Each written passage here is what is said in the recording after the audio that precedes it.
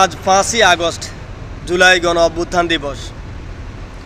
হাজারো নিষ্পাপ ছাত্রদের রক্তের বিনিময়ে, তাদের জীবনের বিনিময়ে আজকে এই বাংলাদেশ।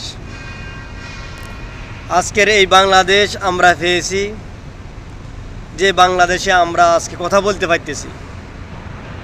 5ই আগস্টের আগে এই বাংলাদেশে কথা বলার সাহস ছিল না। আজকে আপনারা কথা বলতে পারতেছেন, সেটা হলো একমাত্র গণ অভ্যুত্থানের মাধ্যমে। তাই আজকের এই দিনকে আমি শ্রদ্ধার সহিত স্মরণ করি। আজকের এই দিনে আমরা নতুন বাংলাদেশ পেয়েছি। সকল শহীদদের প্রতি বিনম্র শ্রদ্ধা, এবং যারা আহত হসপিটালে আছে, বাড়িতে আছে, হাত নাই, পা নাই, চোখ নাই, তাদের হাল তো অনেক খারাপ। তাদের জন্য রইল শ্রদ্ধা এবং ভালোবাসা এবং দোয়া। আসুন এই বাংলাদেশকে রক্ষা করি, যেন পরবর্তীতে আর কখনো গণ অভ্যুত্থান করতে না হয়।